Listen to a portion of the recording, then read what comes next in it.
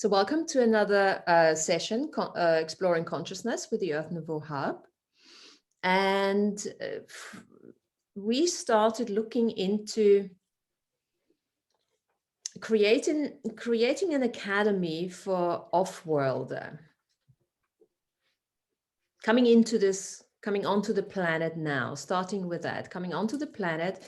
And also we can actually use Earth Nouveau for that, obviously, because we've already established the embassy down in Hollow Earth. But this is now with the faction changes and everything, we will be going from Hollow Earth to the next destination that I've just created for us now.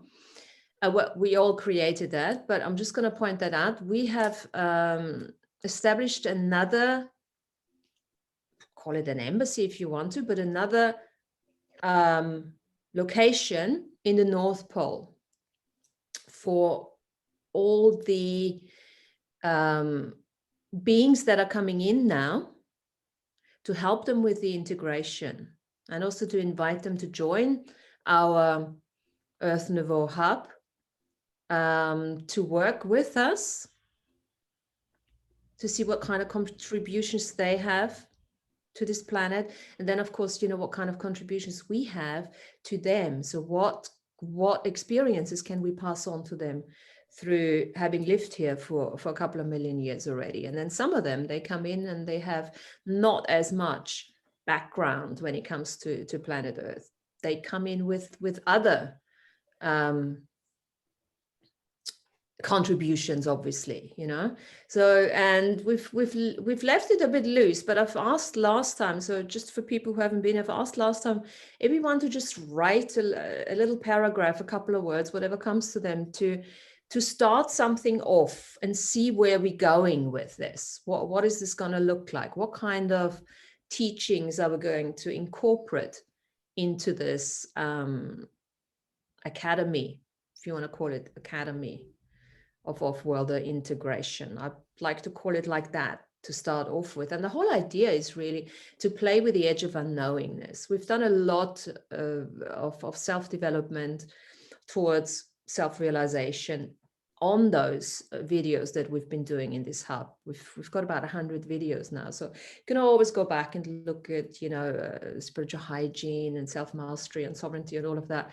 That will always come back in any way. But now the question is, how can we actually start using that at the edge of unknowingness? And what better way of playing with all the things that we have learned, that we're still applying on a daily basis now, to actually start teaching it to the new souls that are coming in, that are probably grateful for having a bit of advice. And also the other thing that does, obviously, is going to help us to use our psychic capacities, not just for the day-to-day, in the day-to-day living, and start really connecting to the unseen on a completely different level. So the invitation here is to just play and use your imagination, and then go beyond your imagination. And you can do any of those tasks that we're gonna, you know, we'll be putting up, I suppose, in a meditation, after a meditation. Just sit down, like Amy said, she couldn't really remember exactly the brief, what we said we're going to do for today, but she just obviously on some level knew exactly what was going on, and she just sat down and let it flow. Yeah. So are there any questions? Are you happy with that? Or I know there are other people who were quite excited about it. You are not here yet, but maybe we have a situation where we are now in British summertime, so we are now on the same time clock thingy again. So I don't know if we, but anyway, it doesn't matter. This whole thing is going to be recorded. So anything that keeps on coming up, and ideas and anything, and we can discuss how we're going to structure this whole academy. And do we even want to do this? Or is this just my idea here, you know, or, you know, what are we going to do with all of that? And the beginning of that is, I was thinking, is let's start writing a document and then see where this is going to take us. Are there any questions, anything that you guys want to say before we get started with what we have prepared? No. Are you happy to do that? Yeah. Okay, so wow, when you were just talking about that, I was just seeing, and you called it academy, right? I just saw everybody's medicine that comes on the Zoom is put into that academy. And I just saw all these books, written, and bringing our medicines with us and sharing them for those that want to take a look, Yeah. So I just saw that visual. Fabulous. Yeah, this is the thing. As we start with this first document and see what comes up and who wants to contribute, and then let's see what feedback we're going to get from the unseen or from the beings that are already here. Then we take it from there. So it's very much edge of unknowingness playing. Yeah. And at the same time, we're going to ground it in, of course, because of what we are actually teaching. And I've just written down a couple of things. There's a couple of things that I can see. Where this is going is we're talking about diversity. So there will be every single one will then say, okay, well, I know a lot about that, and they can write a document about this, or they can write a structure for a certain it could become a book at the end of the day. We could make a book out of this, Academy of Off-Worlders Integration, or whatever we want to call it. So the energy is, for me, it's diversity, obviously, adaptation, out-creation, interdependence and communication, and communion, that kind of thing. Enlightenment, we got to teach enlightenment through embodiment. So everything that we've gone through and how we're going to structure that will all come together as we go along and just keep on playing. And as long as we just start writing things down, we'll see what comes of that. So I have a question, Martina. Hi, everybody. Hi, Lana. So you're saying that it will be like we can eventually create a book out of it. So would this mean that we will continuously write and contribute to this manual of sorts? I'm thinking.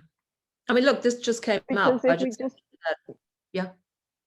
if we just do it like one time, it wouldn't be sufficient material. No. Anything. Yeah. It will be a continuous thing. It would be, let's say we do a book. Yeah. I mean, we can do a book with 20 contributors. Yeah. This book is, and then everyone takes one chapter, whatever they feel, drawn to, and that kind of thing. If we ever wanted to do that, let's see. That's why this just came to my mind as I was talking, that we could put it into a book form as but call it, that kind of thing. Don't have to, but once we get started, we'll see how we feel. And I'm just going to go with how the energy is. Yeah. If I have enough people come on and want to do that, then we do it together. And if not, then we'll do something else. Okay. Yes. Good. Thank you. Sure. Yeah. So anyone, and this is not just me running it. This is just an idea that I had, but we're all running it at the same time. Yeah, we're all contributing, and if you have a particular chapter, you say, hey, I want to write this chapter right now. Forget the book for now. I just want to write this document and write it. And then this is how I basically, write my books. It's all everything that I'm doing throughout the years, and then I just draw it together and make a book out of it, or whatever. Yeah. Okay, and of course, it's not just the written word. If anybody wants to add some music or light language or the edge of unknowingness. This is, I mean, it's called Academy of Off-World Integration. So, edge of unknowingness, and then of course, be open to what. Let's call them off-worlders, even if they have already arrived on this planet now. Yeah, and let's just keep it simple and see where we're going with that. So like Emmy was saying, she didn't know what to really write. And I also, nothing was coming to me all week either. And I went back and I listened to the show as to what did we talk about writing? And so I had to go back into my notes from a few years ago and read through if there was something there that I could bring into the moment. And there were two things that I found. So one is like half a page and one is like 6 pages long. So I think that the one that is 6 pages long, I'll keep for another time, because that one I created in a good flow when I wrote that. And I had named that No Instructions and the Reality and a Blank Sheet of Paper. So when I reread that one, it felt like it was more like a teaching piece of whatever I wrote here, you know, to give like a bit of guidance or something like that, perhaps to the new off-worlders that will come into our reality. So I'll leave that one for another time. Yeah, fabulous. And that a short one. I'm glad you mentioned that, because this is the other thing is, you know, you might have already written something somewhere. So go through your, you know, what do you call it, through your files, whatever you've written down, and that's just gonna, and even if you read it now, you may want to adapt it to whatever we're going to do with it at the end of the day, which we don't even know yet. And that's the cool thing, you know, it's like a co-creation. We don't even know. So we only know bits and pieces. We know the big energy of it, right? So what I would like to do, yeah, Dana. Oh, I didn't mean to interrupt. Yeah, because you were speaking about what and kind of synchronistic that I was able to return to you for this. Dana, you are breaking up. Oh, I'm sorry. Do you have good connection? We can't hear you very well. You can't hear me very well. There's a lot of static. Yeah, I'm lost. Can you hear me better? It's Yes. okay. Is this better? Yes. Okay, great. And I'll turn it up. Turn it up. Okay. So Now you're too loud. Can you turn your volume down a bit? Okay, how's this? Me. Good. Is that better? Good. Okay. Yeah. Thank you. Sorry about that. I had my earplugs in, whatever. Because last time I was here, we talked about that I had written a book, and synchronistically that I'm here and you're talking about that and chapters. And so I do have at least one chapter that I would love to add if we do a book or something, because I've met many firsthand experiencing different entities. You know, that's kind of what my book is about, or part of. And one of the chapters is about a group that came in one night in a very physical way. This is not in a dream time or, you know, they were full entities, fully solid, walking in my room, a number of them. And anyway, and what they said to me first was that they were here to save the planet. And I'm always scared and knee-jerk reaction. I'm like, no, you're not, or whatever. And some things happened. And then, you know, I talked to my son about it, you know, because I'm kind of negative about my experience of what happened. And he's like, you know, just wait, maybe they really are here to save the planet. You know, like, let's consider it to be truth and fact. You know, so that says to me that they are here and they're trying to save the planet. And I have an idea, you know, like we had an idea, came up with, of what they were trying to save and how and all that kind of stuff. So they're here, they're wanting to interact with us and for us to share with them or whatever this is, or however we do this on whatever level. I'm excited, but I'm willing to contribute what I know and parts of my book or wherever we go with this. But so I feel, you know, they're reaching out to us, you know, they're reaching out to us. And this is great that there's a group of us and just like-minded and amazing people. And hopefully we can, you know, help in some way and do some kind of connection. So I'm all in with this. This is fabulous. Fabulous. So yes, we're looking for off-worlders who have come to this planet and they want to communicate with us. And then, you know, of course, we got to ramp it up with our sovereignty and our spiritual and emotional and hygiene to really make sure that, you know, we're working with the right, you know, people. Yeah. But that's all part of working in a group where we can assist each other. Exactly as you say, you know, if somebody has reservations and, you know, we can, one thing I would just like to say is we don't need to save this earth, okay?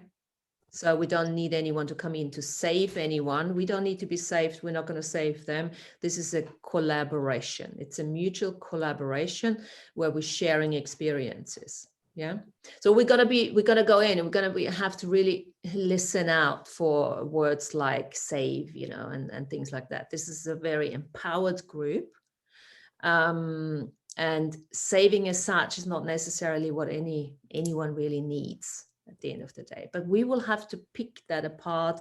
But today is just to get started and see where we don't even know where we want to go. But thanks for being here and for your contributions, and it's great. It's all about enthusiasm now, you know, because we're walking on a very trodden, is that a word? Playing field, you know, we're just going to work on this edge and see what happens. Okay, so we have prepared a couple things. So what I'm going to do, I'm going to just start off with this thing, what came to me at that, and then we're going to add. I've got Jennifer's contribution that I took from Facebook because she's traveling today. And as I said, in order to do that, I had to open a separate embassy or destination in the North Pole, straight where the portal is. So we are today working in that arena, not in the Hollow Earth as such, just for you to visualize that. And I'm just going to read what I've got, and then we're just going to carry on and add whatever anyone else has. Okay, so let me get started here. So this is the new Earth Nouveau bubble of reality as of March 22, and Earth Nouveau at the North Pole portal. March 30th, not the 22nd. March 2022. Oh, sorry. March 2022, because we started. Yeah? Sorry, you can start over again. Sorry. Yeah. No, I thought you were saying the date. Oh, no worries. You can all hear me, yeah? Because I'm reading now, I can't see you guys. Okay? Yes. Yeah. Okay, so welcome. This is now an address to those off-world beings that have come in. So welcome to Earth, fellow travelers.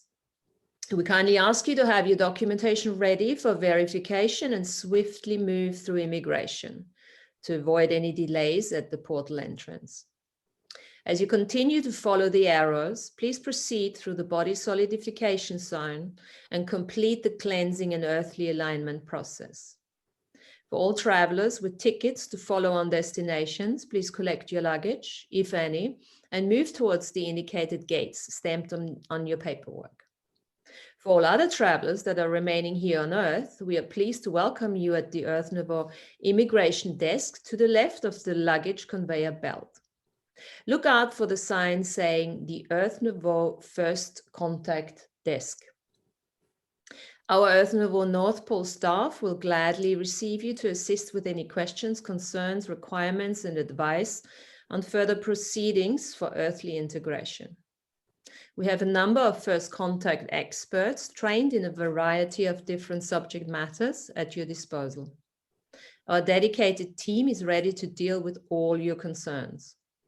Please do not hesitate to voice any issues that you may experience and need clarification and assistance with. We also provide weekly gatherings for all newcomers to establish mutual co-creation and ensure you a safe, sound, and joyful stay and integration here on Earth. As you arrive at the Earth Nouveau desk, you will be greeted by a delegation of Earth Nouveau ambassadors. There you will receive a welcome pack, which includes a few initial words of Earth wisdom and a personal invitation to join our Earth Nouveau Academy for off-worlders and new residents of Earth. Together, we're here to heal, plan, seed, and actualize new futures. Now, this is the first contribution now from Jennifer. Welcome, travelers. To live on this planet is a gift. Every day presents an opportunity to learn and experience, to touch, smell, taste, hear, see, feel. You choose the story you want to live. There's no fear of scarcity or competition unless you believe in it. Live without limits. Expand your mind and heart to see beyond what your eyes can understand. Choose to find the beauty and joy in the extraordinary and in the mundane. Perception is reality. You create it. Connect with Earth Mother. Find your tribe and co-create an experience that is nothing less than a pure balance and harmony with your body, mind, soul, each other, nature, the planet. Everything begins and ends with love. And because there's a Beastie Boys lyric for every situation, let it flow. Let yourself go. Slow and low. That is the tempo.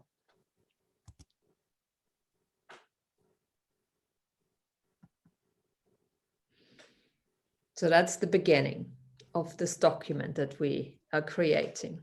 And we're just gonna, whoever wants to add the next paragraph, let's just read it and then we'll take it from there. Who wants to add? I'll go. Mhm. So I entitled this Lessons for Starseeds, Simple Lessons for Starseeds Living on Earth. The density here in an incarnated body is very different. So breathe often, deeply. Your breath is the most important tool in your toolbox. Be kind to yourself and others. There's so much that can influence your direction otherwise. Listen to your heart, your soul, that voice inside you that always knows what's best, even if it goes against the grain of society or your peers. And let go of what other people think. You can't control it anyway. Let go of worry. Do everything you can to handle it and then let it go. Be aware of things, situations, and others around you. Back way up when you feel the need to back up and move in when it feels right. Eat. Don't forget to eat. The body needs food to live here. Laugh. Find the joy in the little things and let the bubbling stream of laughter flow from your heart. Dance. Feel the joy of body movement. Finding joy in those little things, the movement, the laughter, the little things around you. Listen. Listen to Earth Mother. Listen to nature. Listen to that dance of life on Earth. It will relax you. It will teach you. Feel your feelings. Otherwise, they get stuck and create energy distortions in your body. And love, love, love. It is the electricity of life force. It is everything.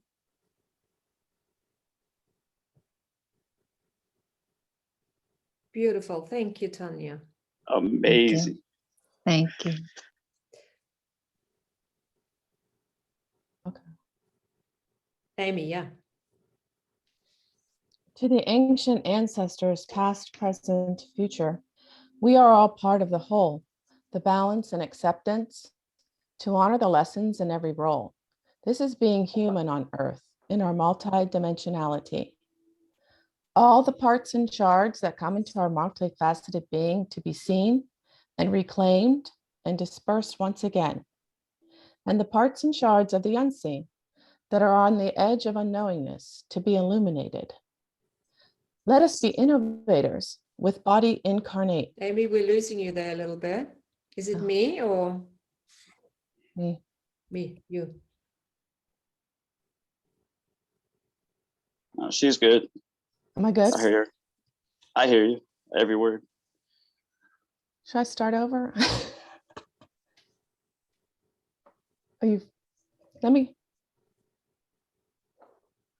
Should I start over? Can you hear me? Yes, I can hear Can you you. hear me? I can hear you. Yes, I hear you, Amy. I think Okay, it's just Martina. you can start over, Amy. let me start over Yeah, thanks. because of the flow. Yeah, I'll keep my video off. To the ancient ancestors, past, present, future, we are all part of the whole, the balance and acceptance. To honor the lessons in every role, this is being human on earth in our multidimensionality. All the parts and shards that come into our multifaceted being to be seen and reclaimed and dispersed once again, and the parts and shards of the unseen that are on the edge of unknowingness to be illuminated. Let us be innovators with body incarnate.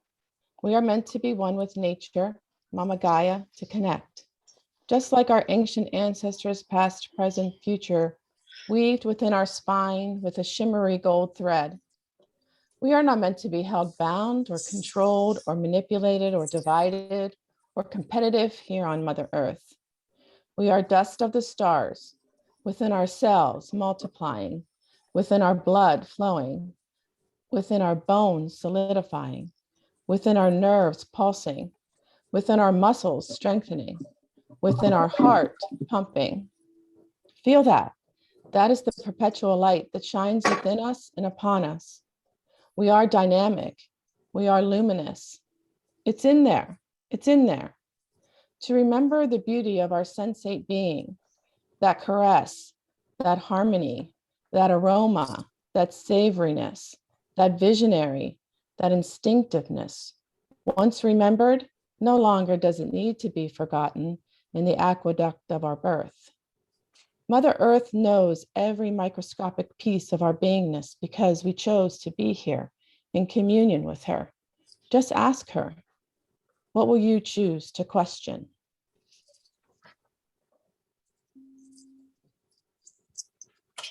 Fabulous. I lost I lost my connection, but did you guys hear what Amy was reading? I just heard a couple of sentences, but it sounded very nice. Beautiful. Thank Yeah. you. Fabulous. Fabulous. Good. Well, we all gonna get time. We all gonna get your contributions together. Then you send them to me, and I'll add them to the document as we go along. You know, and then we'll just take it from there. Fantastic. Good. Good. Who's next? You see where we're going with this? It's quite interesting that this already starting to make sense in a way, right? Anyone else has a contribution prepared?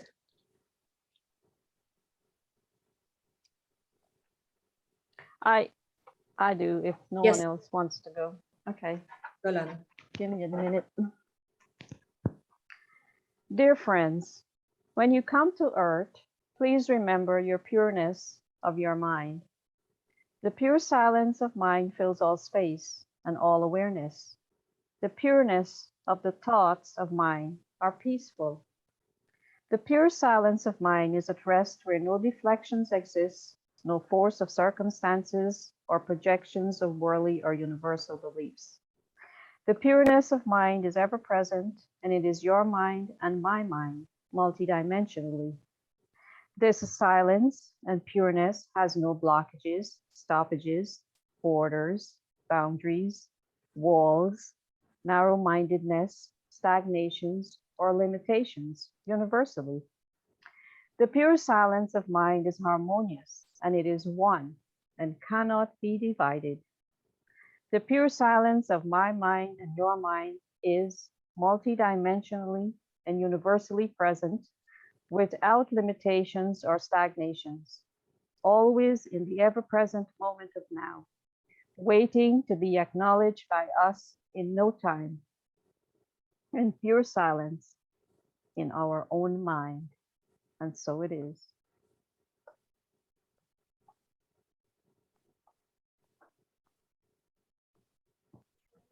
Fabulous. Thank you. Fabulous. Another fabulous contribution. Great stuff. Great stuff. Who's next?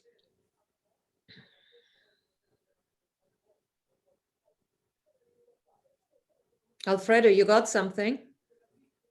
So I know you might have. Arena, I don't know. Herminia, I don't know. You went here. Yeah. Are you next? Yeah. I was planning on going last because mine's, or planning on going last because mine is such a intense. If anybody else wants to go before me, go for it. Otherwise, I'm gonna let it fucking rip. So, Okay. yeah, that's just a warning, heads up. Okay, well, let's just see. Does Hamid, have you I'll got do mine. It's okay if I do mine later and send it to you because I was not aware of what you were doing today.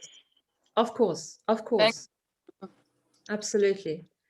Irina, you got something?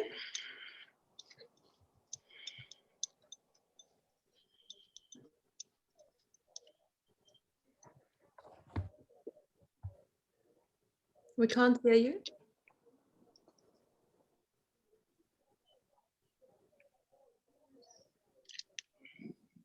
In case you're speaking, Irina, we can't hear you.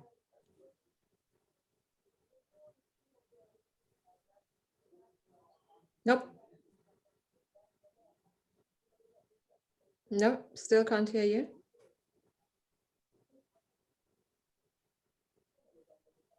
Okay, well, we're going to let Irina sort her sound out, and Alfredo, let it rip. Why not?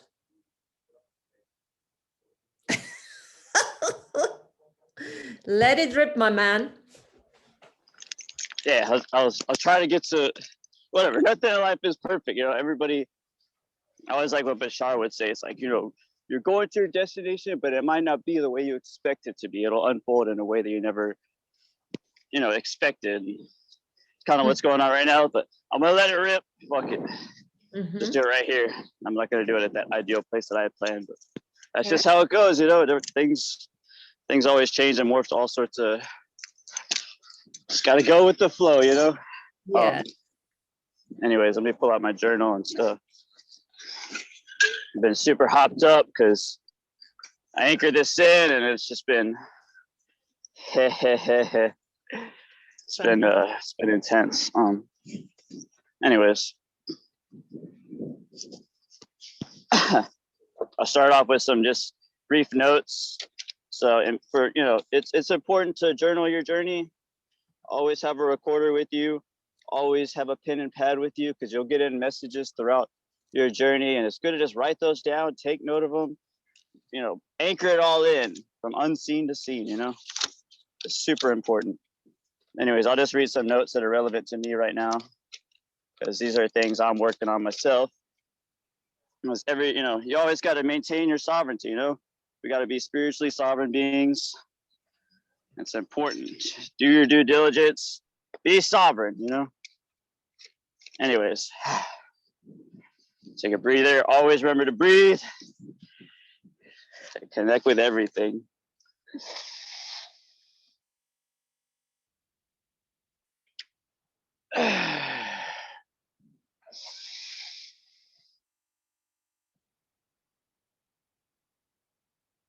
There's no need to rush, you know. There's no need to rush.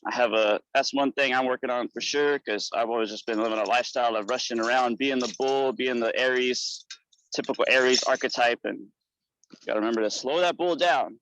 That bull could charge, it can be fierce as fuck, but you know, gotta remember to slow down like the turtle. Let's see. All right. I like my space. I love my space. I do what I truly want to do, not forcing anything out of myself or anyone. Natural state of being in existence. My flow will come as there's no set way of anything. I allow it to occur naturally, organically, harmoniously.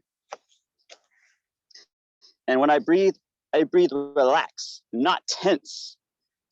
And I allow myself to relax. Allow my central nervous system, vagus nerve, to relax. As breathing transports me to other dimensions of reality, seen and unseen. All right, here's a good one. Don't come to me crying for help. Your neediness shows me your desperation or lack of sovereignty. Learn to stand on your own 2 fucking feet and step up. Take ownership of your own life. Step into your own personal power instead of expecting or waiting for others to save your ass. My power is mine. Learn to find your own.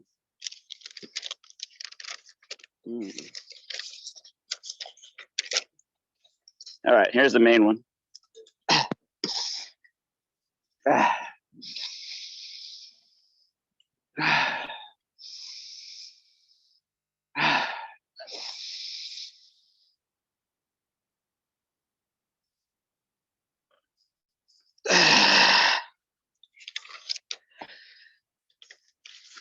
right.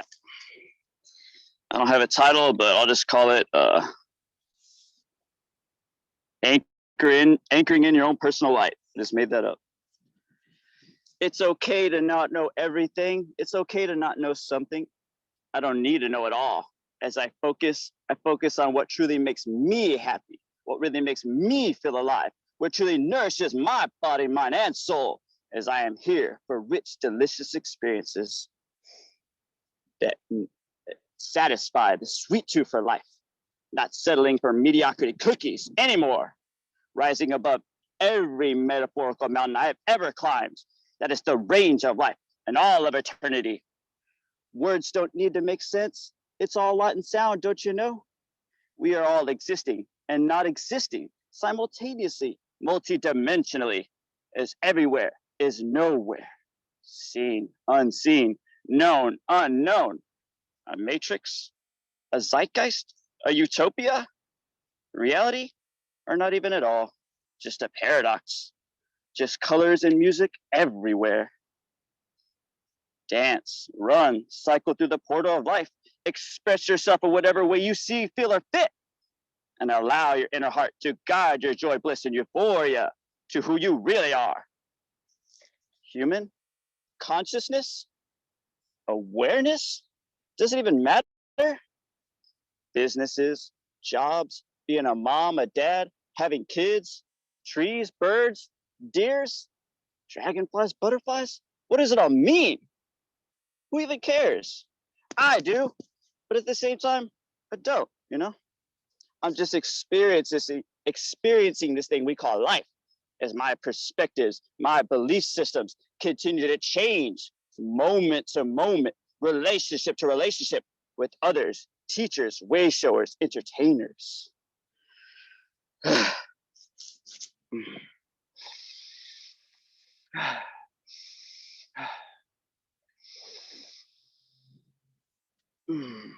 Yes, Alfredo, repetition does create illumination, but sometimes you got to get off that bike and jump into the portal of the unknown trails. You know, take a break from all that revocation and invocation. Just put some sweet tunes on and fucking go run. Run into the realm of the trees. Immerse yourself into the dream realm of it all. Transport yourself and allow yourself to be transported to your destination. And does it really matter? It's not the everything you hyped it up to be. Don't forget to enjoy the ride, enjoy the run, enjoy the music, feel it running through your veins and blood. Allow your spirit to dance, let yourself cry. Yeah, I'm a fucking man and I'm gonna cry because that makes me feel good. I need to integrate this energy multidimensionally. As I let these teardrops like raining like crystals to the earth, shattering paradigms as the flow of energy continues infinitely for all of eternity. As the future will come, the past is over.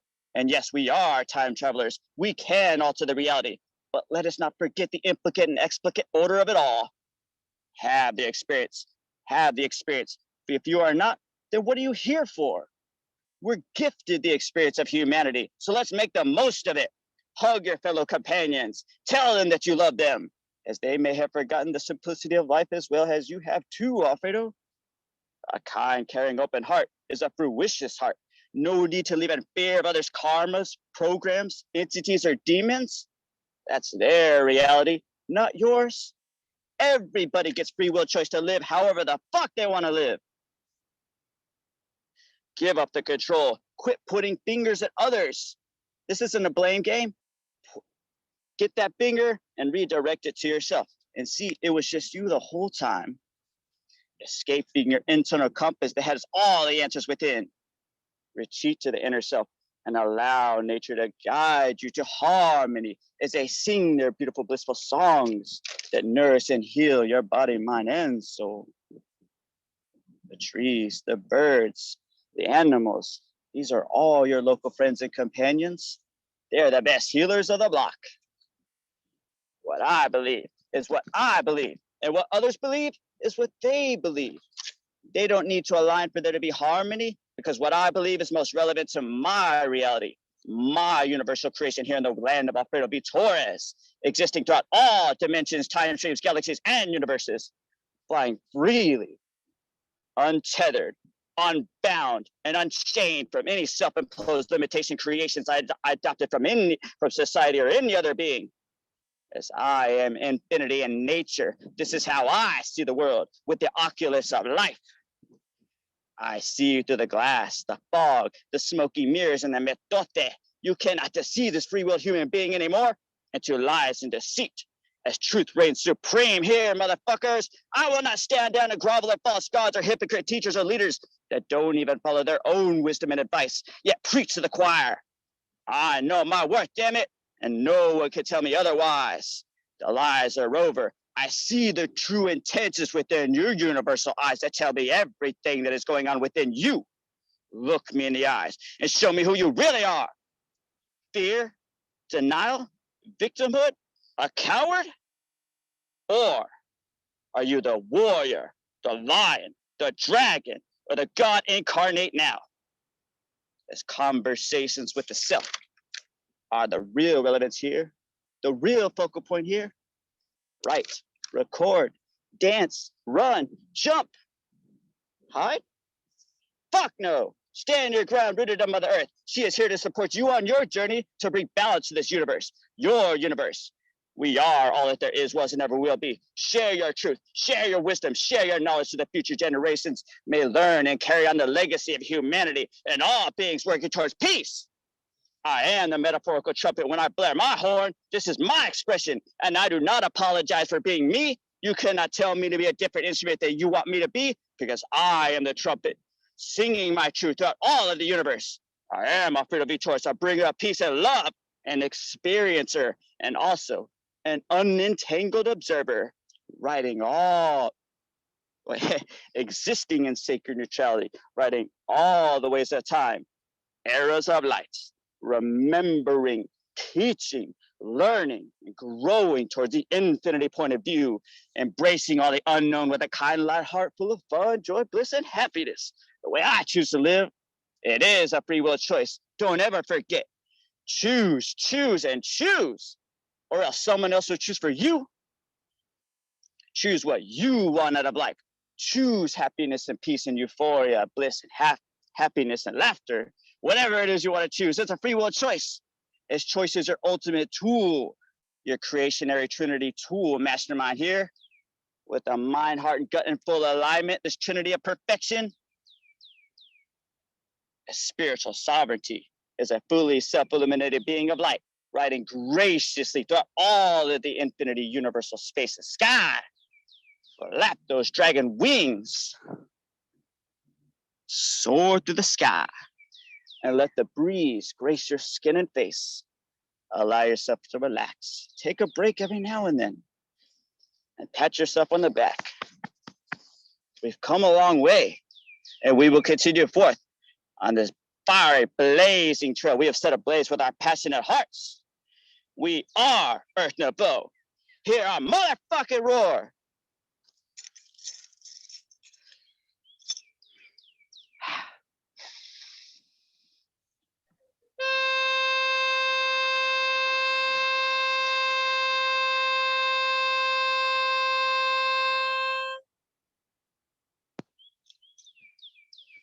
I wanted to bring a trumpet, but I have a busy lifestyle, so I wanted to bring it for y'all, but I got to make do with what I got, you know.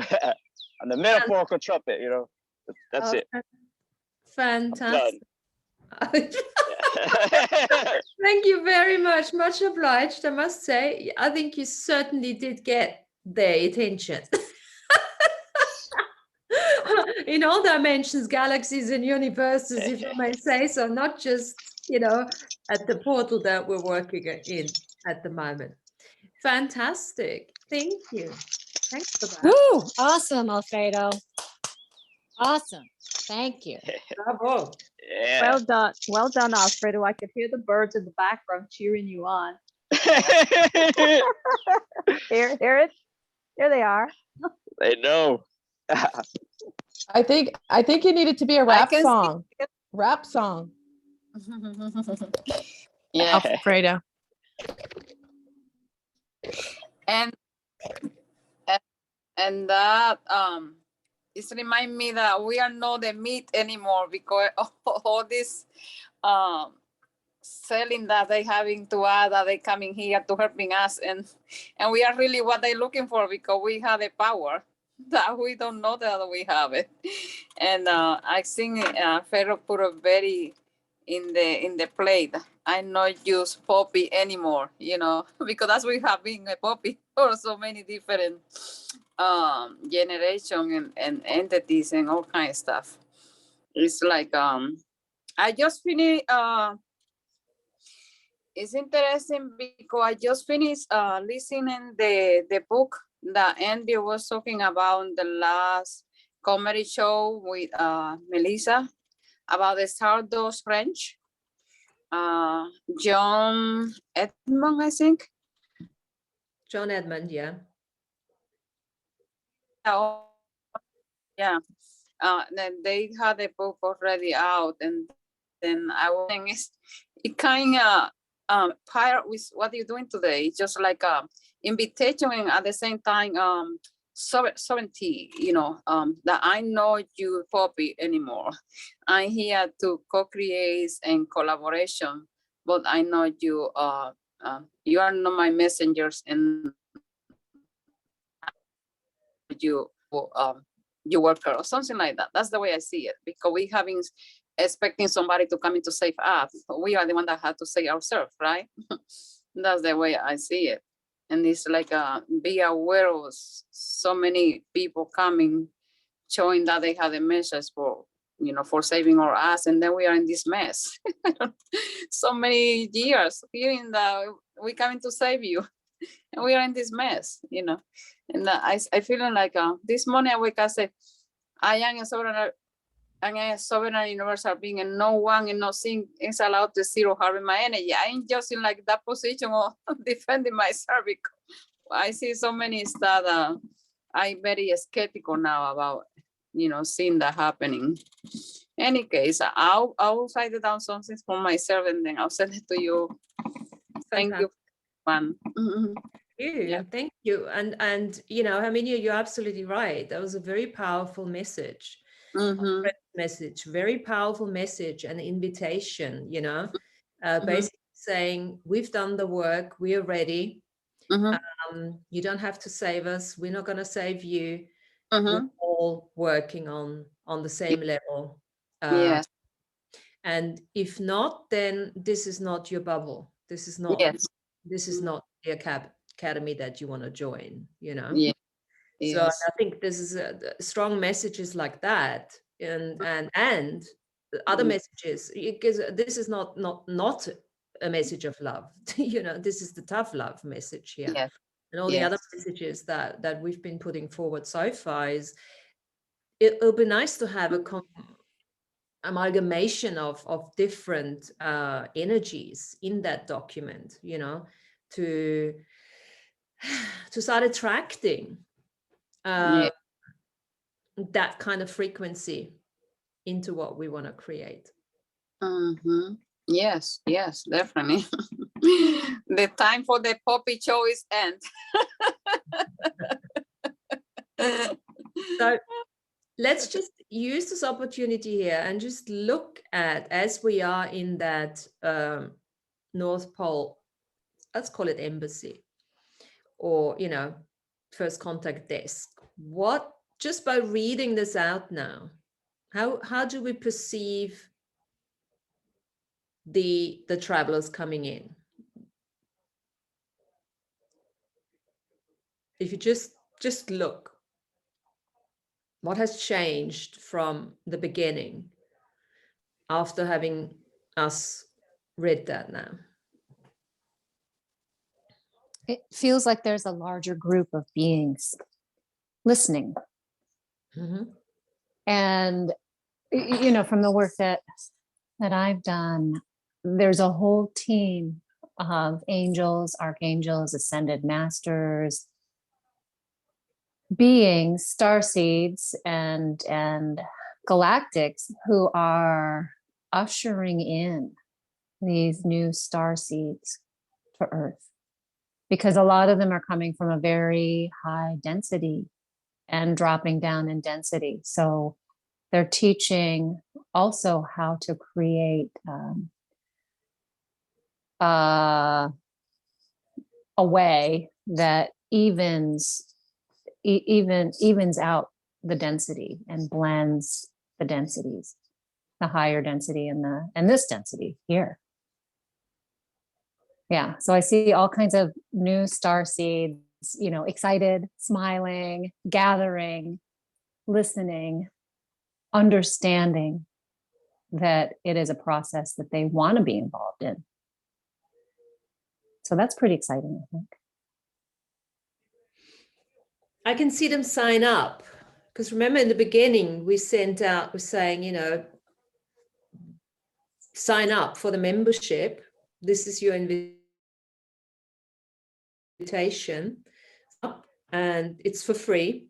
And we'll give you that welcome pack, which we're going to create, right? We don't necessarily have it yet, but we'll give it to them anyway. And this will be part of that creation.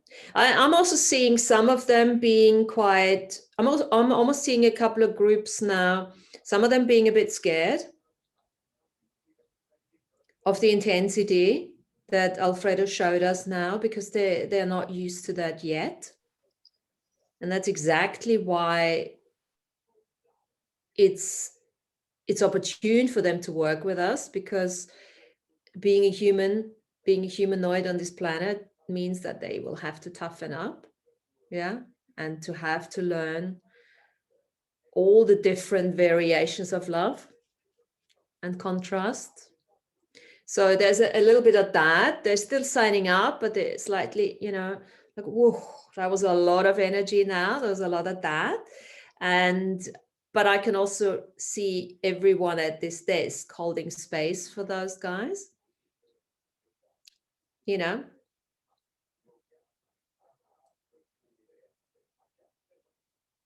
Yeah, I was seeing the sensitives, you know, the sensitive ones coming in, and I saw like the warriors and the curiosity, the curious ones. Like, what's this all about? I'm kind of curious.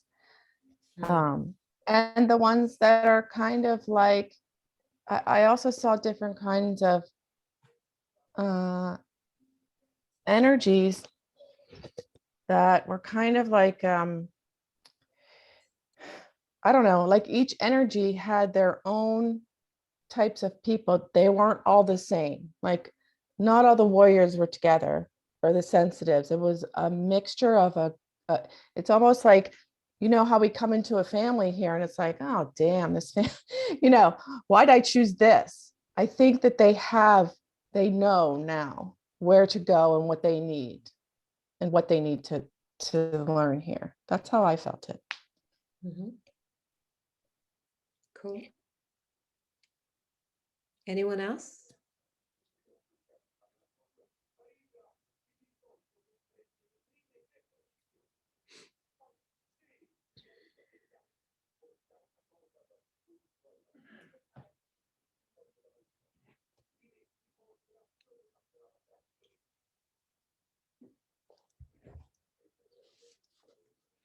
Okay.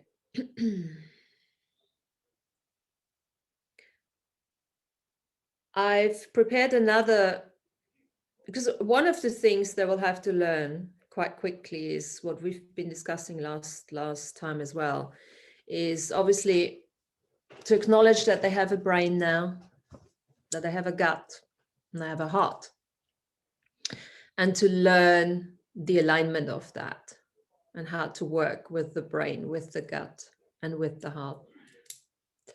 And I've just done the Three Musketeers, a little meditation for the Three Musketeers, the gut, the brain, and the heart. And it's not necessarily completely tailored for them, but I would like to present it to us, just read it for us, and let's try it on. And they're welcome to join us, because this is how they will learn. We will be teaching through example by doing our own work and then always applying it and listening out for any questions. So as I'm reading this now, let's just try it on for ourselves, and then what comes up, also keep that unseen part, those listeners, those observers, so that we can look at that, what they make of that. Yeah. So I'm going to read that for us. Oh, another thing I want to say, Marissa, she sent a couple of pages as well. But I'll wait for her to put something a bit, it was a lot of lots and lots of good ideas. She just needs to put it in a sort of a context. But once we got the document, it will be easier to look at that. I just wanted to say that she sent some stuff. Do you want to do that? Do you want to do the Three Musketeers? Yeah? Just try it on? Yeah. Yeah, okay. So it's not a long one. It's just a little meditation kind of thing. So just relax, guys. We're going to do the Three Musketeers. And it's a nice one to do with the pendulum as well. So just imagine you've got a little pendulum going there. Just sit down or stand, or just relax and drop all the walls around you. And as you bring your attention to the breath, just have an awareness of where we are at this portal. And we're just teaching by example here. So we are inviting everyone to observe us, to be there. And then we're going to breathe into the brain. Take a deep, long, juicy breath into the brain. And on the exhalation, just expel, expunge, and release all those decisions that have been guided purely by our mental capacities, by your mental capacities. Allow all the energies stuck in the body related to logic, meaningness, significance, and compliance to start loosening and moving. Engage your lymphatic system to transport those brainy energies out of your system, leaving no trace behind. Starting from the North Pole at the top of the crown, all the way down to the South Pole in the tailbone. Release, cleanse, and purify all your bodies with the help of your breath, focus, and attention. Call on all the mental masturbation energies. Simply claim their known and unknown origin and offer them out for resolution. Bring in your team of philosophers to neutrally observe, hold space, and take notes so that they can remind you of the mechanics applied and the transformation triggered in all dimensions, time streams, galaxies, and universes. Maintain this level of expansion, thoroughly connected to the central sun through the crown, anchored into the earth. You are acting as a catalyzing, standing sine wave in all realms of existence. And then just yawn, gently touch your body, breathe, and witness the release.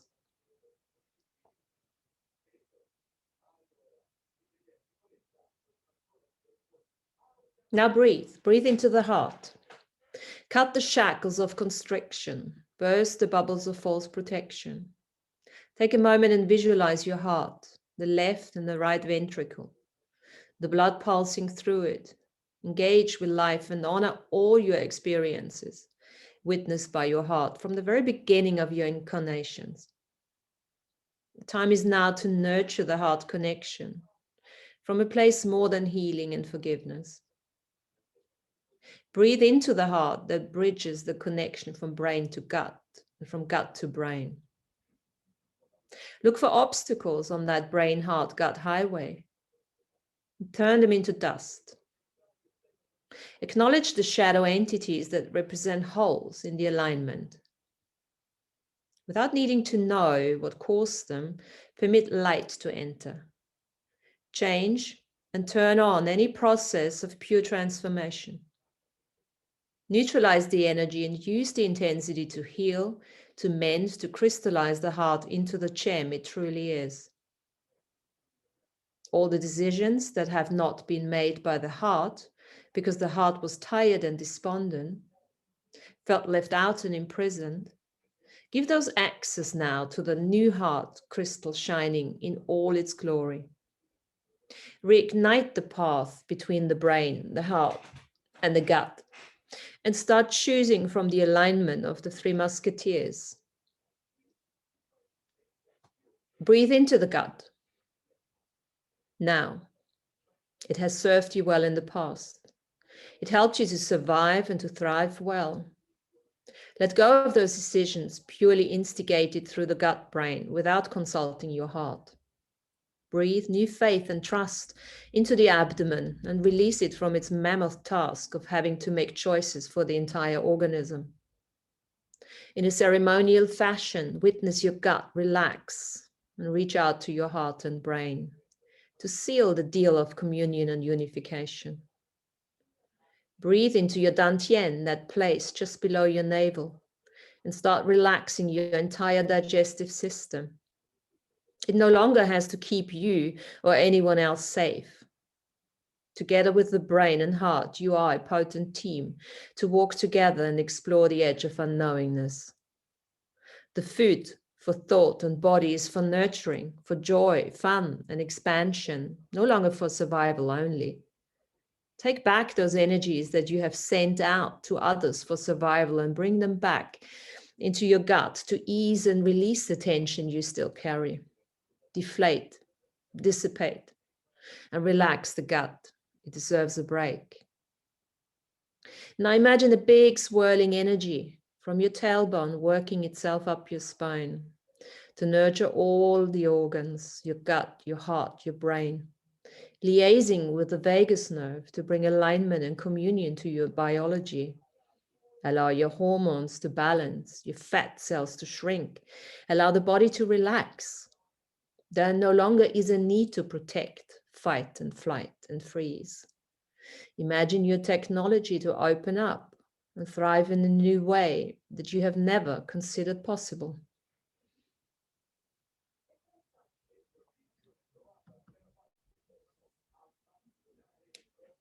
Aho.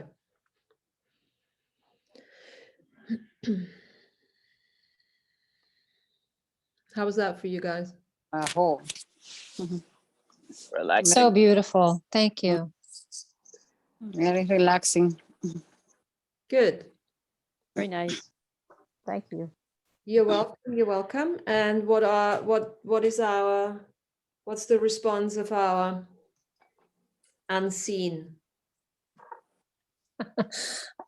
A little confusion, as many of them are new to human bodies. I think they're like, wait, we're doing what now?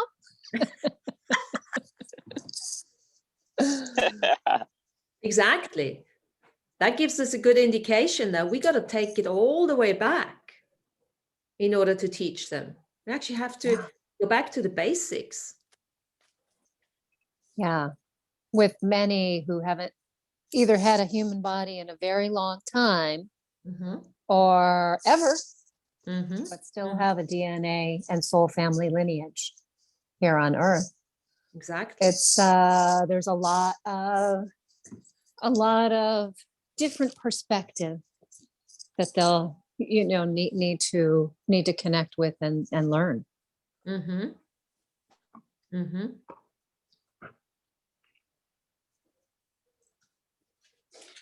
So what kind of questions do you get from them along those lines, just from what we've done today?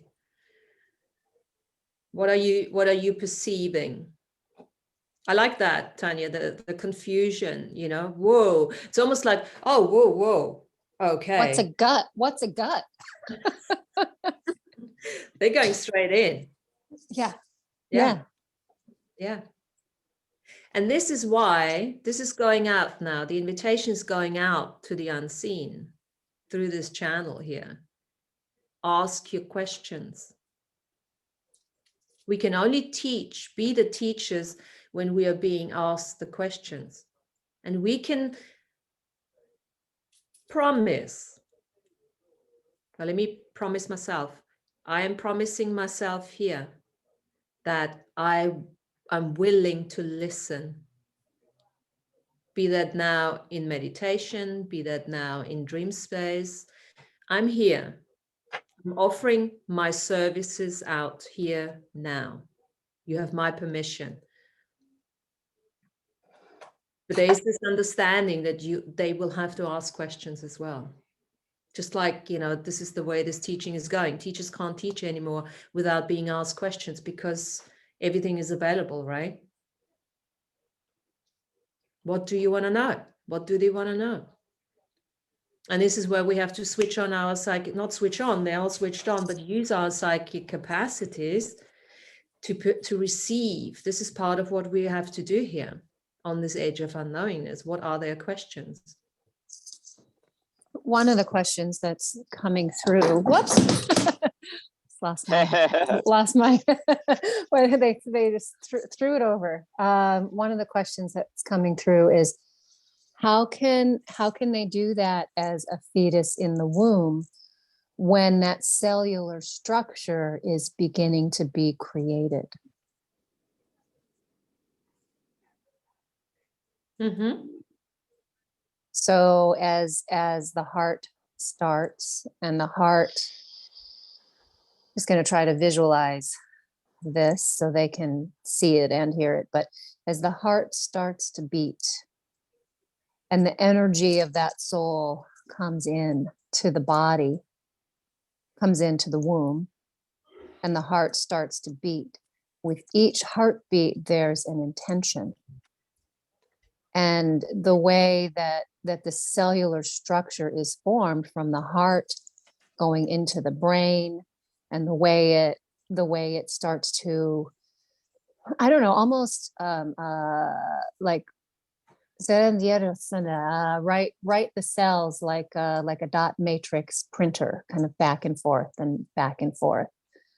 That is also intention.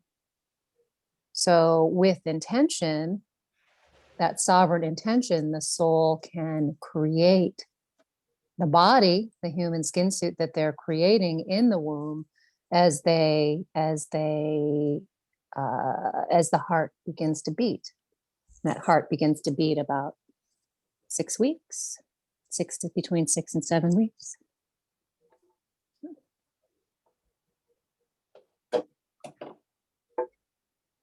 Okay. So intention, intention, intention. Mm-hmm. That kind of answered the question that was coming to me. It's like, what else can we do to improve our experience? And then you said that. So perfect. Mm-hmm. Hi, Marissa. I was just saying to the guys, I got your email with all your good points. I haven't really sent anything out here now. Once you start re-listening to what we said early on, maybe that will help to put some of your good points together in a sort of a paragraph, so that we can all put it on that document. We've just been talking about, we just explored what we had put together and get an idea how it is impacting on the unseen and where we're going to take it from there. Thank you for that, Bate. What else is coming up for you guys? Any ideas now, be that now with regards to the unseen or this project, Amy? Well, I have to say, so Alfredo said the word archetype, and I had actually written that down as something to talk about, because I'm not very familiar with the archetypes, but I don't know, that feels like something that could really be rewritten for the new space. So that's just a thought. I like that a lot, because it's nice to use an old system and to rewrite it, to add something. So I've got, okay, this is very good. I've got a card set of archetypes. Ooh. Yeah. I don't know what it's called now. It's somewhere upstairs. But what we can do is we can either we can take them out and just see what's on it and then start talking about it in our shows here. We can even say, okay, everyone chooses one of those archetypes and starts adding stuff, rewriting it in the light of what we know through our learnings, and then obviously add new ones. That's because idea. Yeah, I love that, because that's actually what I was hearing. Their question, all I heard the word was rules, like these rules, and then that word archetype came back to me, and it's like their understanding of these rules or this governing on this earth, rewriting it. So that's why I kind of brought that up. What do you think about this, guys? Yeah. I think it's really interesting that Amy has one of the tarot, major arcana archetypes right behind her, the sun, right? And we can, I mean, there's a lot of different archetypes we can look at. I have a tarot deck by a lady named Kim Krantz, who's a really interesting writer, and it's just called The Archetypes. And she does some really interesting rediscovery about some of these archetypes, but also the major arcana of the tarot, right? Is the archetypes of the human journey. So I think we can, look at that, what there's 22 major arcana. I think that's brilliant. That's brilliant, something to hold on to and start to work from, and then also we can bring in what is their sort of observation, what is their wisdom along those lines, and then make them into like a multidimensional sort of set. So that brings up another idea. Tanya, you and your crystals, we could start doing a crystal log, yeah? And bring different crystals on. What do we know about that? And then what do they know? And then make it into that. So use the crystals maybe as well. The archetypes, the crystals, that in itself is a new chapter already, right? To work with the crystals. How do they work with the crystals? How do we work with the crystals on this earth?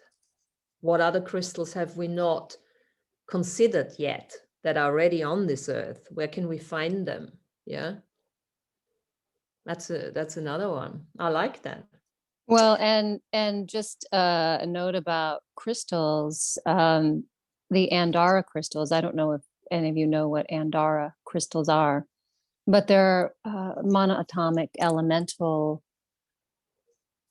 consolidations that happen that are then encoded with higher frequency energy, whether it be earth energy, or it could be any galactic or archangel or ascended master or earth being, the dragons. They are starting to show up all over the earth now. They sort of started in Mount Shasta, and also areas, I think, where there's like a womb chakra. But they are multidimensional teachers as well, and can move through the multidimensional energy of Earth. So fantastic, yeah.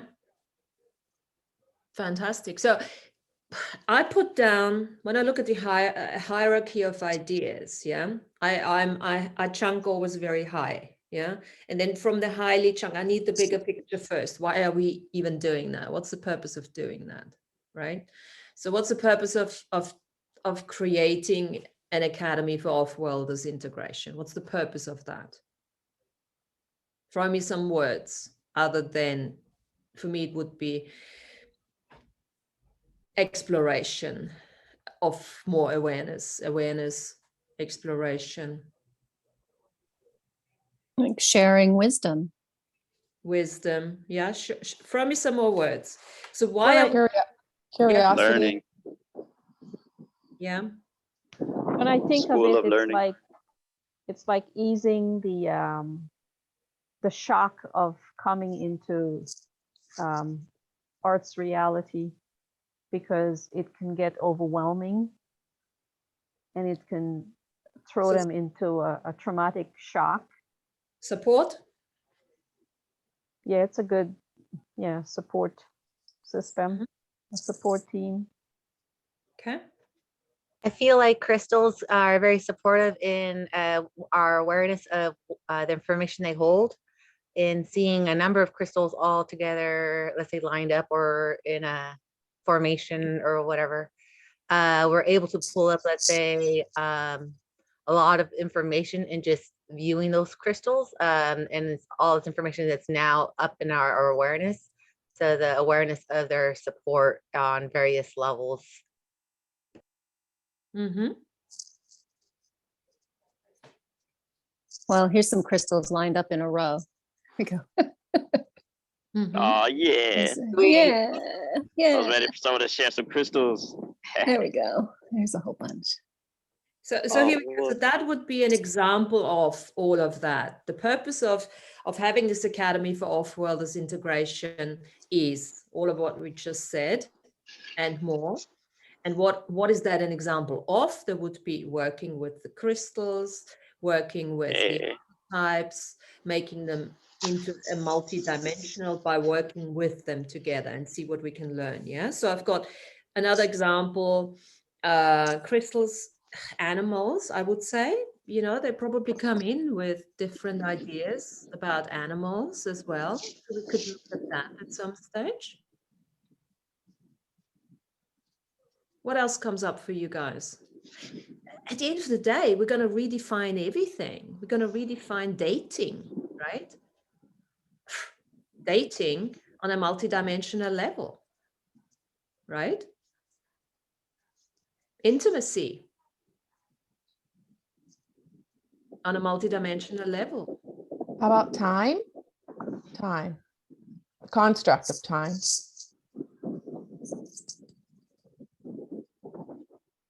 How I think about cooking and sharing different types of food, introduction to earthly foods.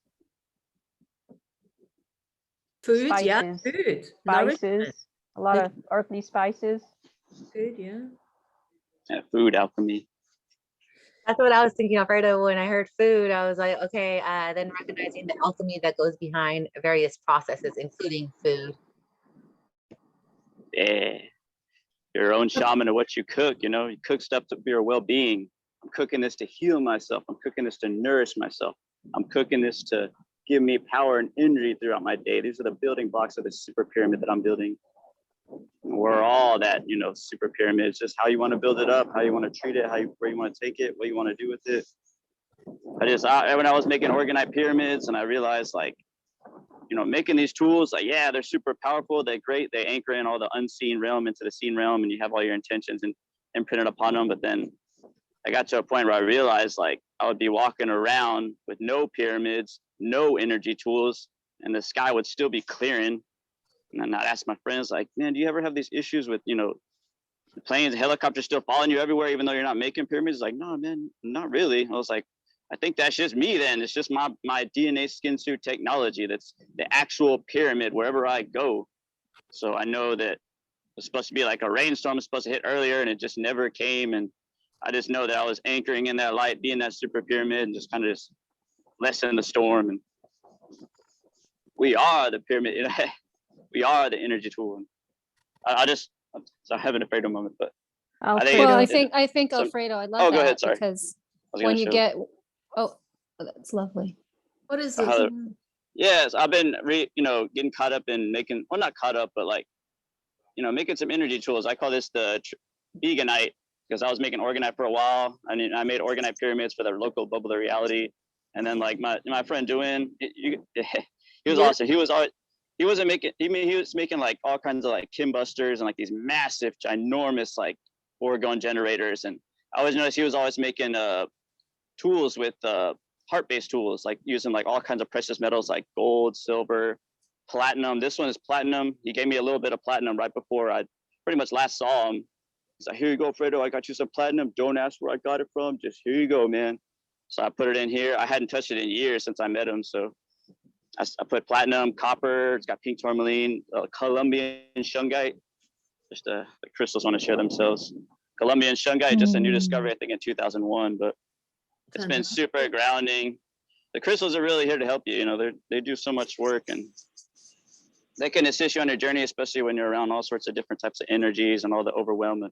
Because, you know, in your energy field, you're going to be around other people's energy fields, and you're going to feel their energy, you're going to perceive them, but it's not your energy. You got to remember that. You don't want to entangle with other people's belief systems and energies. So just remember that sacred neutrality, unentangled observer status. But yeah, that's it. Well, and when you get to that sovereign place, you are the crystal, right? You are the crystal, Yeah. you are the pyramid, you are in your own sovereign alignment.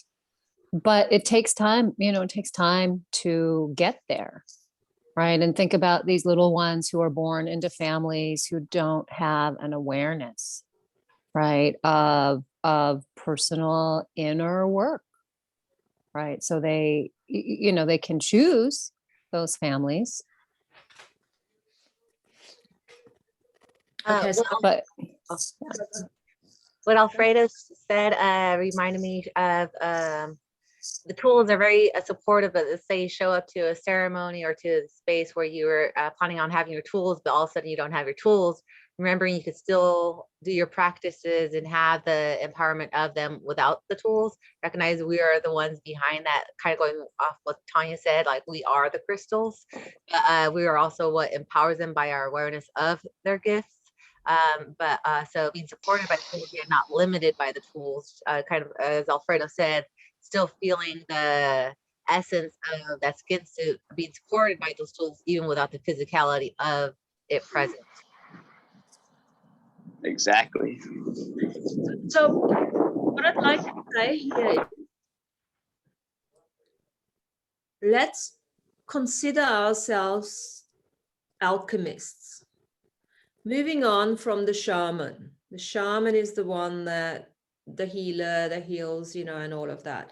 Let's move into, as we start working with the unseen, as we start working with those beings with and without bodies, because some of them will have bodies, not everyone will have, we're going to start looking at ourselves as alchemists. And even if we start introducing you know, these tools and these crystals and everything, they are now, as we alchemize them, they are an extension of us, almost like a manifestation, actualization, because they hold our, not just, you know, they're part of our vibration, frequency, and harmony. So we can look at it from that perspective. We're working together. It's a mutual collaboration. It's an alchemy. So we've become those alchemists now. I just want to show this one. He's yelling at me. So this is a star dodecahedron. So it's part of that sacred geometric platonic solids. Hi, little guy. Beautiful. There he is. I just wanted to come and share. Gorgeous. Donna, you wanted to say something? Oh, I keep getting screamed at. I'm getting, you know, water. You know, because we come in, you know, if we're going to build a skin suit to be on this planet, we come in as water astronauts. So they start in this place of water and then transform into an air environment, which is kind of confusing to go from this water to this air. But the thing is, for me, or, you know, what I hear is the inside our skin suits, the water that we carry with us is so ancient, and it's every drop of water from every carnation of our ancestors all the way back to, you know, the beginning of time in this planet. So just our own bodies and the bodies they'll be carrying, you know, come down to an ancient, go back to that ancient library, the ancient library of water, you know. So they just, you know, and we have such an abundance of water on this planet, and, you know, I don't know where they'd be coming from, but to some, this water, and there's, you know, many forms of water on this planet, which is kind of so strange. We have, you know, some has salt, some does not, some is a gas, you know, some hangs above our heads as a cloud, and but it's just, there's just so much about water. And, they were just kind of like wanting me to say, you got to talk about water, so. Oh, fantastic. Let's put this as another Yeah, example. I mean, there's just so much about it. Fantastic. So let's extend that, chunk it up a bit, and we have to talk about the elements, because if it's the water, it will be the fire, it will be all the other stuff as well, the earth, and we can do an exploration into the elements. What do they want to know? What do they know? Yeah. And I recently heard, let's say, almost the upbringing. Once again, like I think we go into phases of learning of stuff, and then it kind of drops back into our, let's say, back awareness, and then it comes forward again at another time. And I feel it's coming forward again is sacred geometry and their correlation with the elements, and how that's all within us and within the nature of our environment. Mm-hmm. Mm-hmm. Now, this was a very cool session to fact find, to see where we want to take this. Yeah.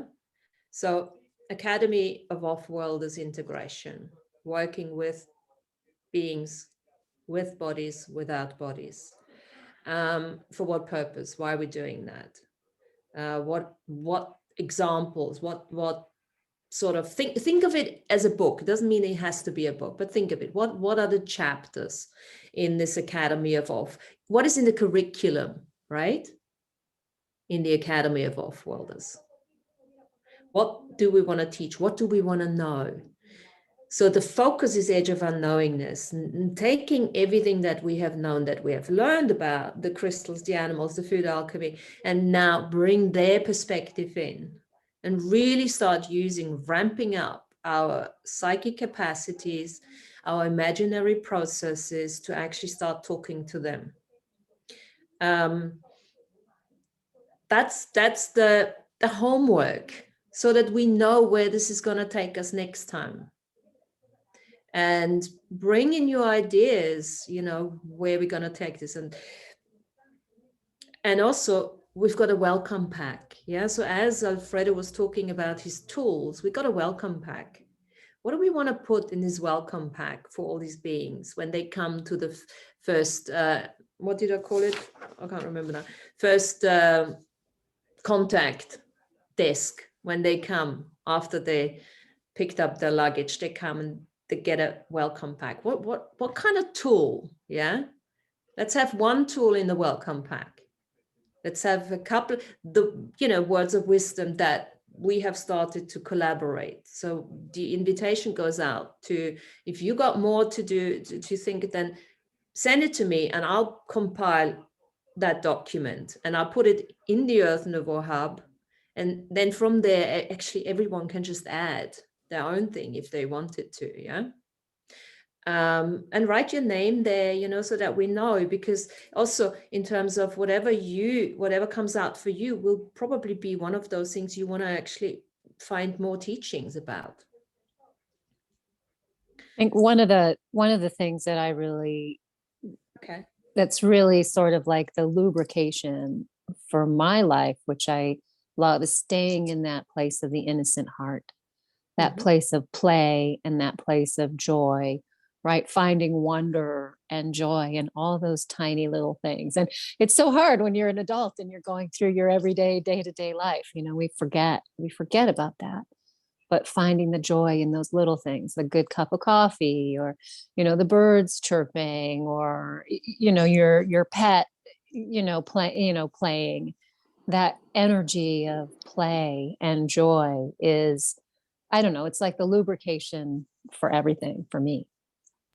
I agree, Tanya. And I also recognize most of this play and joy that I mentioned in your examples, and I tend to find it happens to be in the natural world, like the living world. So like earthy based, and like just the joy of living, the reminders of joy of living by the beauty of earth. So that connection to the elements and that life. And I have to say, Dana Louise, thank you for talking about water in that way, because as you were talking about the drops of water from the ancestors, the ancient drops of water, I just got you know, the chills, the goosebumps. So thank you.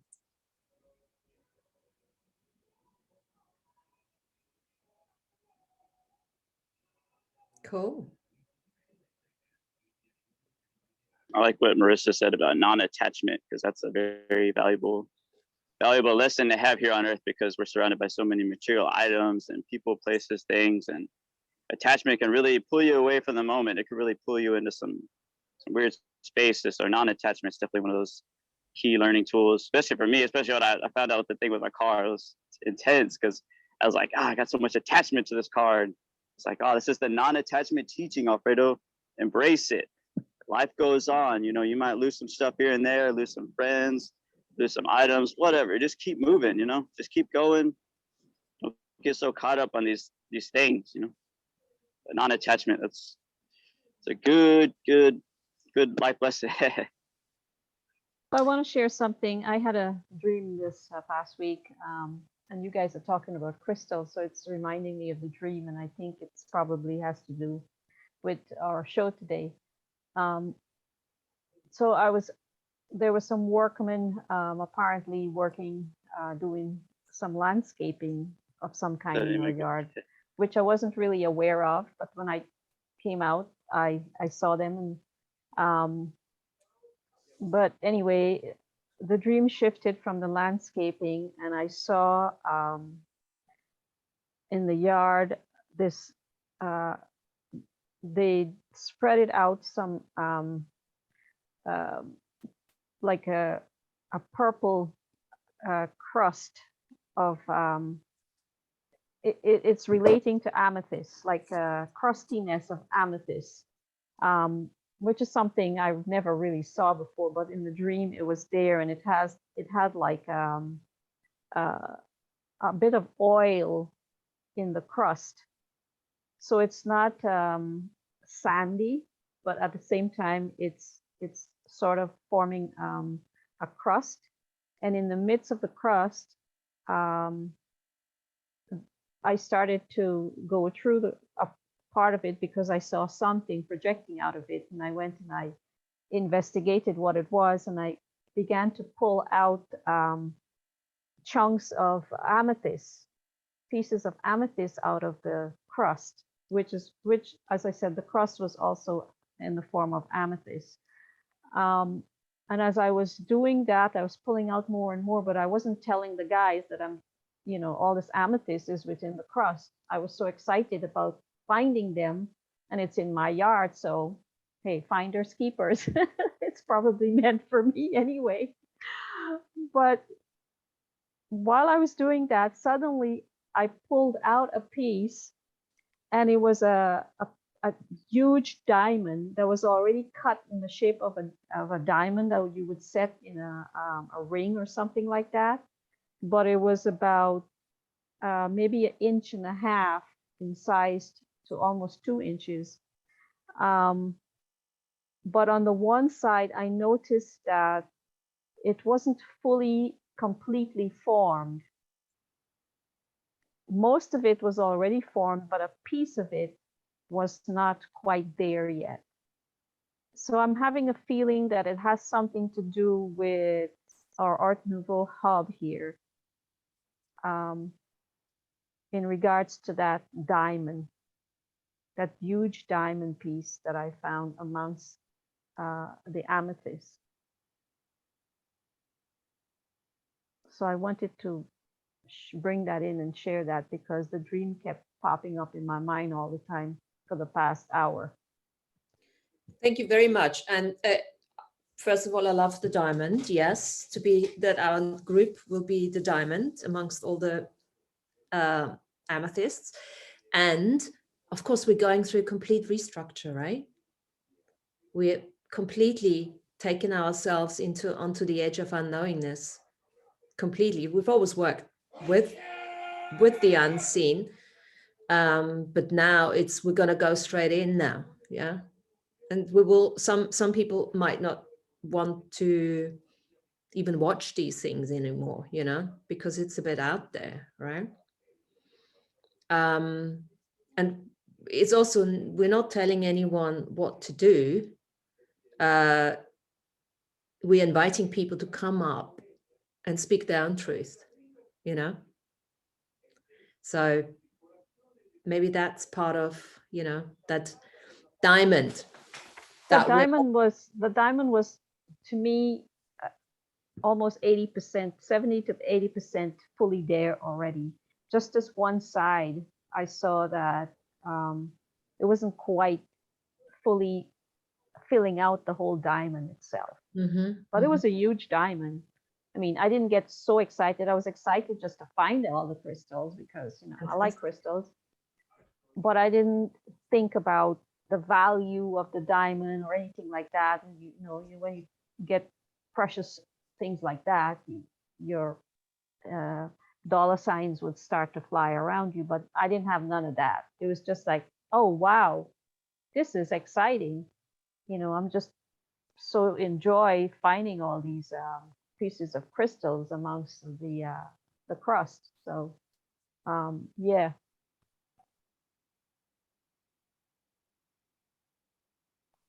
You're muted. I just said fantastic, very cool.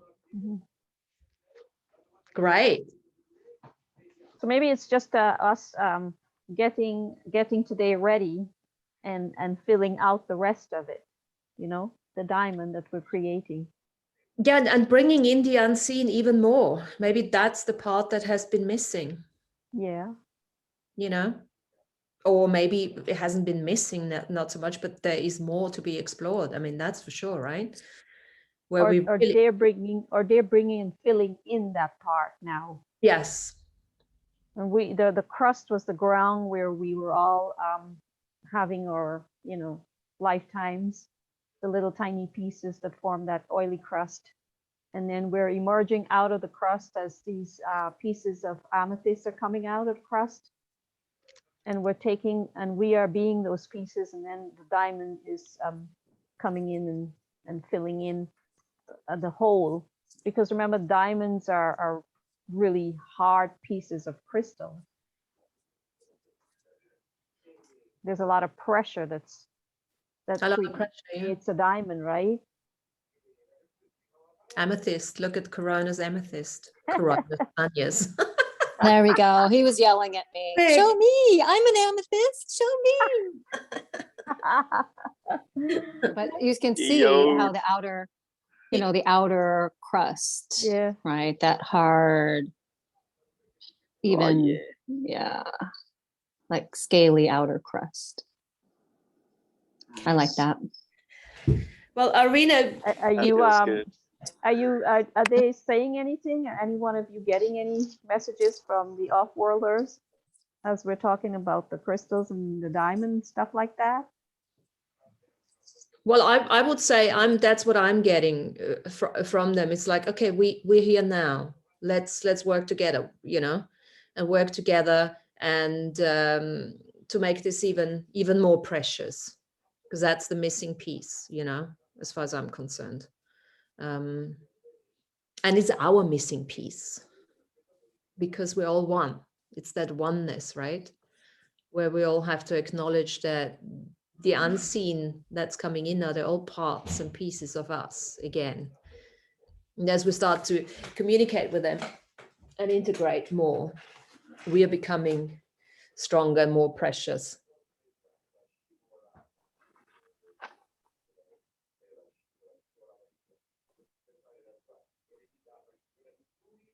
Now there's a oneness and awareness that's starting to, well, I think just after the equinox, there was so much like that sparkly, liquid, diamondy light. So Lana, I love the way you're talking about the diamond, and it's not all the way formed. If you have the visualization of light sparkling on water, like thousands and thousands of tiny diamonds, that's what the light quality has looked like to me since the equinox. All of this tiny diamond sparkly light coming in and lightening the heaviness of the energy here on earth. So it's made this connection to these off-world beings who are coming from that higher density easier. Now there's a whole bunch waiting now. Oh.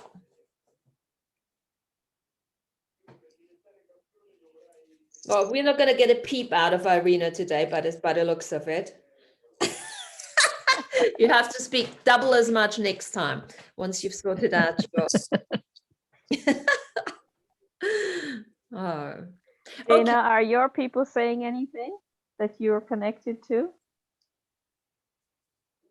Well, they're just listening and enjoying and everything. Okay. They just really came forward with the water, but you know, to me, there's, you know, they keep talking about the crystals, and you know, there's such an ancient book there too, just like the water. The crystals have, you know, their ancient wisdom, and you know, being like, thank you for pointing that out. We can open that book, you know what I mean, like, and go to various crystals and read and get more information, because it's like this planet, it's a keeper of this planet and what's gone on before we even knew. I mean, it's galactically ancient. And so they're like, oh, thank you for that. You know, so when you guys are showing your crystals, they're like, oh, thank you for telling me that. Now I'll know to find these, and we can, you know, gain wisdom.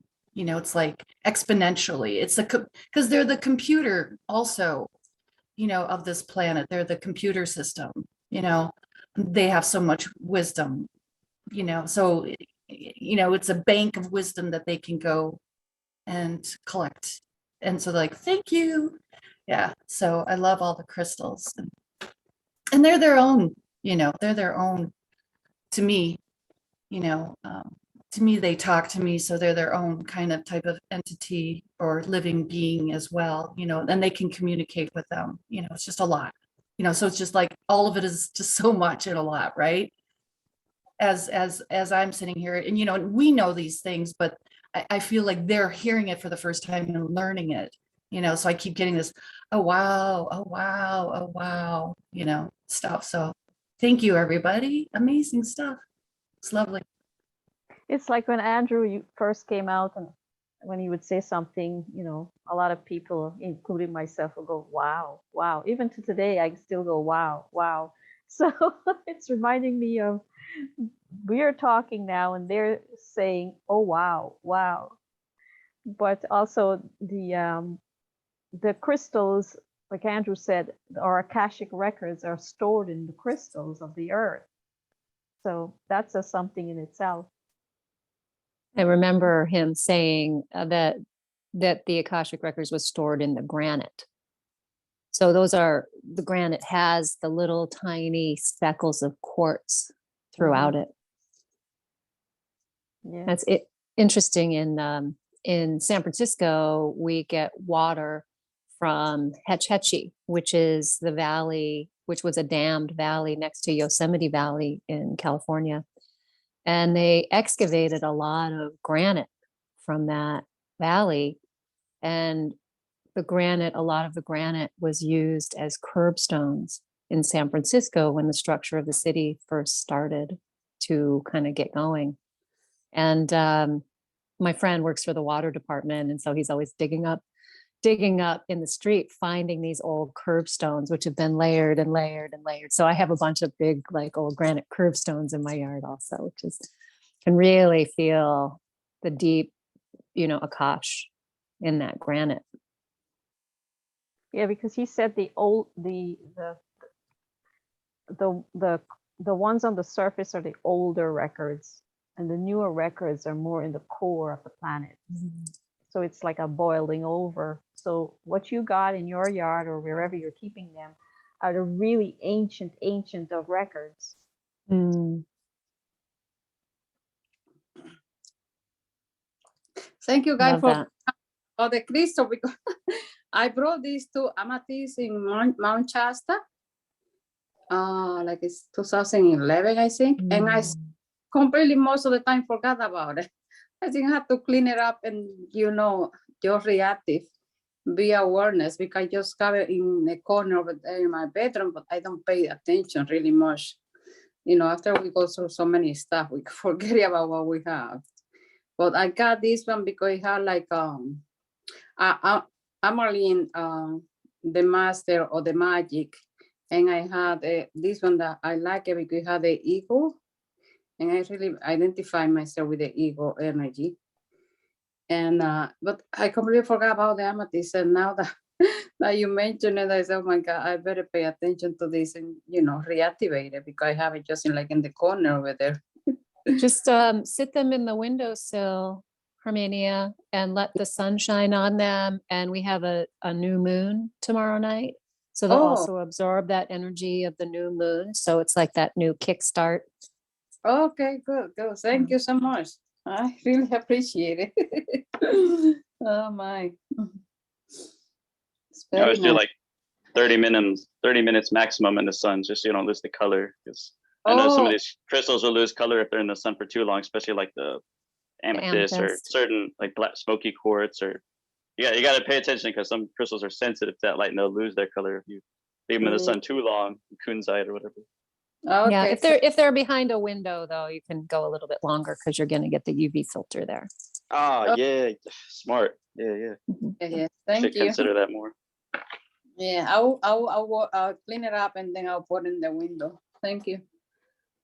I can use an old toothbrush to just dust the clusters like that. It comes off really nicely with a toothbrush. Oh, okay, good. I don't have to put the water then. Oh, okay. You can, dust it and then rinse it maybe. Oh, okay, good. Thank you.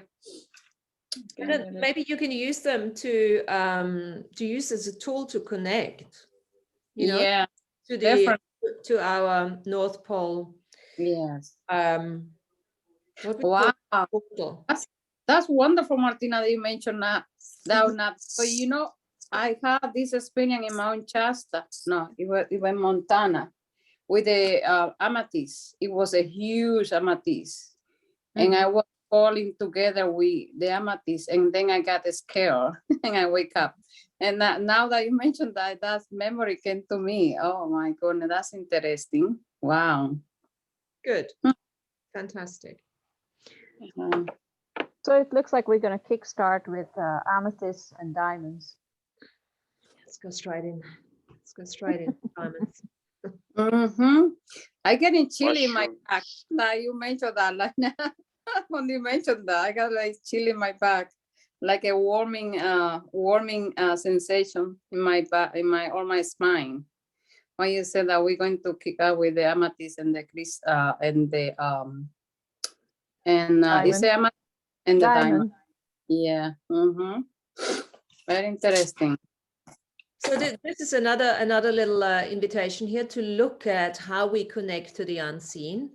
Most of you know obviously how to connect to the unseen. For anyone who watches the replay, look out for sensations. Yeah, not everybody sees beings or can hear them. Some feel them. Some just know they are there. Those bodily sensations Herminia just mentioned are really powerful. I often, when I do this, there's a lot going on. My hair gets all itchy, my scalp gets itchy and stuff like that. Look out. Everyone has a very different way of connecting. So this is a two-way street here. We got to strengthen our psychic capacities, our connection to the unseen. Let's call them entities. Without evaluation, good or bad, just entities, beings with or without bodies. And let's see what we can create with them to complete that diamond and make it even shinier, the one Lana mentioned. So task for next week, what I'm going to do is I'm going to put the document onto the Earth Nouveau Hub, and then you guys can I'm going to add, Marissa, if you want, I'm going to add your words there. And then you can Amy, you can just add the stuff, or you send it to me if you feel that you want me to do it, and then I'll do it. But it will be available on that Earth Nouveau Hub on the documents. Then you can just start adding as it comes. And we make this as our first document. And even if it gets to a certain length, we can also always take it apart again. It's a working document as far. And then we're also working on a welcome pack. get your thinking caps up and speak to them, and let's just see what would be useful for them to have. Not overwhelming in the beginning, but just some basics that we can put forward to them in a welcome pack. And then we'll see. The invitation's out there. Go and visit often that portal in the North Pole, because they keep on coming in. As I initially put it forward, they come through. Just imagine they come through just like we're doing at the airport. That's a nice little way of, helping them through. And then we are all ambassadors of that Earth Nouveau North Pole. So we're all at the counters there. Whenever somebody come in, you just come in, take their papers, check their papers, have a chat with them, give them the invitation, give them the welcome pack, and just take their questions, yeah? And have normal conversation as you would have with anybody else, and say, okay, this is what we're doing, we're meeting weekly, and then we'll take it from there. And then we just play. We either go to the North Pole or go to Inner Earth. Inner Earth, I think the way this is playing out, we go there when we need to work with ancient wisdom, with ancient wisdom, of the factions that are there now. But we can just play and see how it all develops. What do you think? I was great. thinking maybe we ought to find a new way of welcoming them here, because the way that you were mentioning, checking their papers, things like that, that's more of a domination and control 3D style of welcoming into the reality. And we want to move away from domination control type of immigration into our world. Maybe more of a migration coming in, and we welcome them because they have the proper DNA to be, because remember, they're already cleared to come here. So our welcoming has to be in a new format rather than the old domination control, because that way is full of fear in it. So we got to think about something new, some way new. We can do that, when they come into our shows here, as well. They're still coming into domination and control. Yeah. Let's just not forget that. They need to learn about domination and control. So in the beginning, when they come in, they're still coming onto planet Earth at the moment, and we're still dominated and controlled. Yeah. But you're absolutely right. We can make another document and make this our document for those shows where they don't need the documentation. Yeah.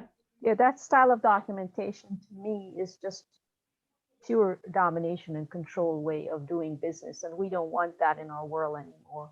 Because remember, we're moving into the fifth world of peace, and the fifth world of peace must be a more peaceful, inviting, more happy way of looking forward to come into Earth. Right? Absolutely. Because it's already done. Like Andrew would say, everything's already done. It's just a process of us going through the whole scene right now, and we're coming out of that because remember, our solar system is a different part of space now.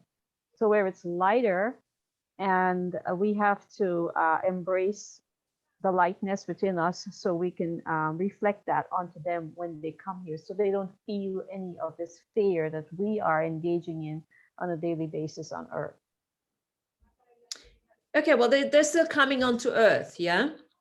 Are we clear on that? They're coming onto Earth. They're supposed to be living on Earth, with or without bodies now. Let's just keep that in mind. I hear what you're saying, and I think it's a very good idea to do a separate maybe, or you can change whatever. We can change it, of course, if you want to, yeah? But they're still here, and we're still control and domination. So it's from a purpose of awareness, yeah?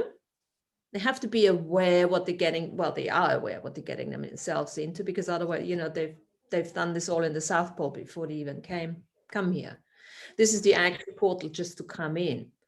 And I would assume that some of them, when I look at them, some of them can obviously remember about 40-50% of why they're here. Yeah. Yeah, but we have to remember too, it's not us giving them permission. It's the Earth Mother that's giving them the first permission to come onto her body. So we're just a welcoming team. That's right. That's right. We're not getting involved in the Earth and what they have done. The immigration process is already taken care of by the Earth Mother, because they're coming to the sun and then they're coming to us. So yes, we just need to take that out of our ambassadorial thingy. I don't have a word for it, but to be the welcome package that they're looking for, to make them feel comfortable, and to share what we experience here on Earth, the hardship that we had to go through, so that their life would be a little better than ours, and their children's children and children's children will have a much better, comfortable environment to live in. Well, we're going in that direction. That's basically part of the teachings. Yes. We just want to give them kind of heads up of, in case they run into something that is so uncomfortable, they have a clue. Well, hey, you know how to take care of it, or ask an elder on Earth who will be able to help you with that, because the elder on Earth would have already experienced many of those things already. And we are like the elders on Earth, because we've been here for so damn long. Yeah. But isn't there something about like knowing the rules so you can break the rules? Well, knowing what the structure is, so you can deconstruct it and transcend it. Yeah, we're transcending. Laugh out loud for that one. Sorry for interrupting. Go ahead. Sorry. Sorry for interrupting. I just want to say I had to laugh out loud for what Tanya said. Know the rules so you can break the rules. Well, we've been living by the law of one, of do no harm to any sentient kind. That's our direction that we're going into. So there'll be rules that we know we have to follow. They're not necessarily the rules that we're going to break, because once we break them, we're harming something or someone else. So let me invite you, before we go. Does that make sense? Or am I wrong here? No, absolutely. But let me invite you to look at the Earth Nouveau scroll that we have been, that is actually a part of our website, earthnouveau.com. If you go on it, that's the initial invitation that I sent out to the off-worlders at the time. That goes into that direction. So look at that, Lana, and see if you're happy with that.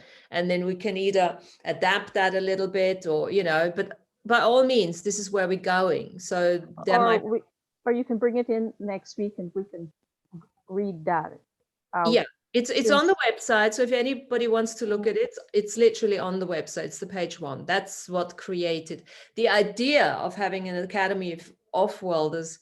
Has always been in the back of my mind by starting this. It's only taken us 2 years or 3 years or whenever we started to get there. I think it was 2020, didn't we?